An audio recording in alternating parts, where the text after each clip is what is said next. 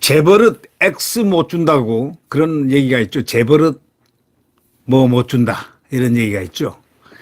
이준석이가 그런 것 같습니다. 국회에 가고 나니까 기고만장해가지고 정신을 못 차립니다. 그런데 너무 지나칠 정도예요. 이거 참 보니까 이게 영 말이 아닙니다. 또 대통령을 공격을 했는데요. 그것도 MBC 라디오에 대놓고 또 공격했습니다. 이준석이가 어저께 이재명하고 회담을 제안한 윤석열 대통령에 대해서 다급해지면은 말을 듣는 척한다 이렇게 얘기했습니다. 다급해지면은 말을 듣는 척한다. 아주 얄미운 못된 말이죠. 국회의원 대놓으니까 이 보이는 게 없어요 지금. 정말 보이는 게 없어요. 민주당 공명은 그 후보한테 아마 고발당했죠? 민주당 이름으로 아마 고발당했을 겁니다. 의사실에 의한 명예훼손 그렇게 고발당했을 텐데 그 잘하면 당선 무효형이 나올 가능성도 없잖아 있다. 바로 이 점들이 법조계에서 보는 견해입니다.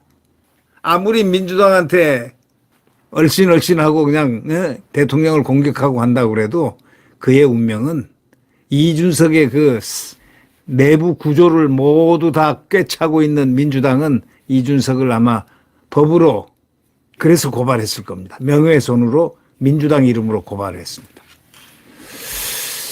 고발하면 뭔가 효과가 있으니까 그러는 거 아니겠습니까? 재선거하게 될지도 모르죠. 네. 이준석은 바로 그런 걸 알아야 되는데 검찰에서 또 계류되어 있는 게 하나 있거든요.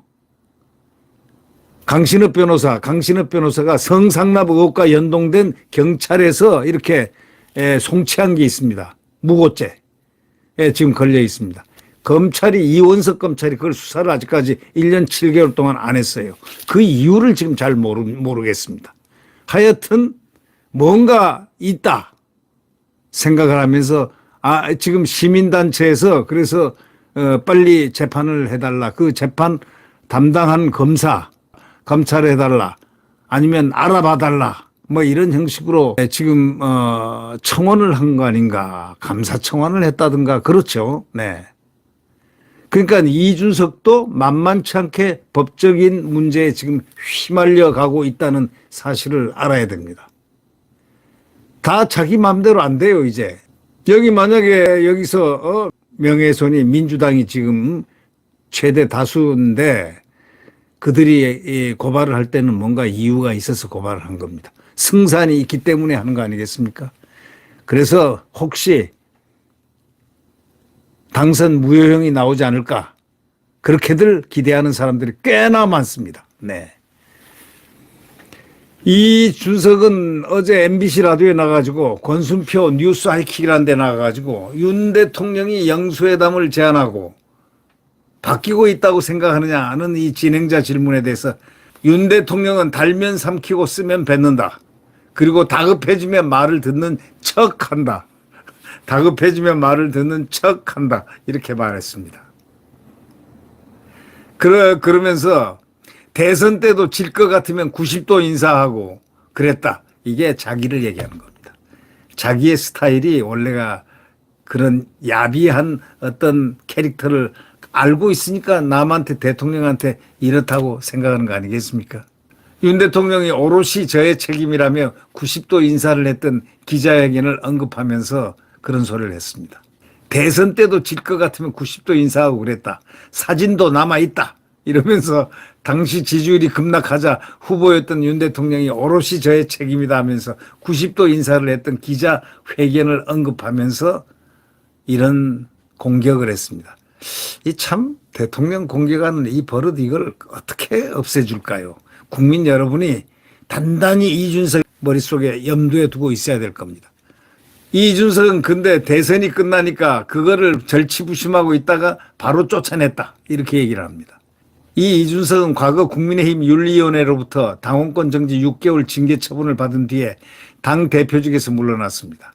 잘 아시겠지만 성상납 의혹과 연동된 그 밑에 있는 정무실장 하였던 김철근을 성상납 의혹 그 장소로 지칭됐던 대전의 그 유성 어떤 뭐 호텔에 그 룸사롱 거기 그 장모 이사를 만나서 만나게 한 거죠. 전화를 해가지고 좀 만나달라고. 김철근을 보내가지고 무슨 그때 7억 되는 무슨 각서를 써주고 아주 세세하게 지금 알고 있죠. 이때 그 성상납 의혹에 연동된 일들이 있었는데 그때 또 징계처분 받았죠. 그러니까 또 당을 들었다 놨다는 가처분 신청을 하고 말이죠. 정말 얼룩이 진자들입니다. 이 얼룩. 이 남을 공격하고 치고 받고 그냥 하면서 싸움으로 일관한 그거입니다. 아마 하늘이 무심치 않을 거라고 저는 믿고 싶습니다. 이런 자에게 하늘이 무심치 않을 것이다.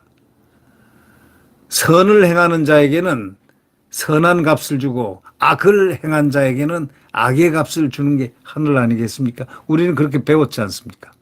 근데 이제는 그런 진리를 잘 모르는 것 같아요.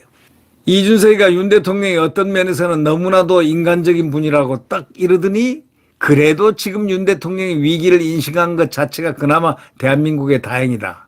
아주 생각 안 척하면서 까대는 겁니다. 정상적인 정치 세력이라면 지난 강서 보궐선거에서 심판당했으면 위험을 인지했어야 한다. 그런데 국민들이 준엄한 심판을 내렸음에도 불구하고 그냥 자체 행복 회로를 돌리지 않았느냐. 아주 얄미운 얘기를 했습니다. 인요한 혁신이와 한동훈 비대위 출범 등을 지적하면서 뼈를 깎는 쇄신을 해야 하는데 때를 미는 쇄신을 했다. 때를 미는 때밀이 쇄신을 했다. 그러면서 버티려고 했던 거 아니냐 하면서 인요한을 또 공격을 했습니다. 한동훈과. 인요한은 이준석한테 이렇게 공격을 했습니다. 이준석을 인성이 나쁘다. 공개적으로 얘기했습니다. 당모의 그 초청을 받아가지고 강연하는 자리에서 인성이 나쁘다. 부모 가정교육이 안 좋은 것 같다. 이렇게 얘기를 한 바가 있습니다. 그 두 가지 말에 대해서 그때 참 사람들이 긍정적인 그런 인식을 다 대부분들이 많이 했다는 그런 후문들도 있습니다.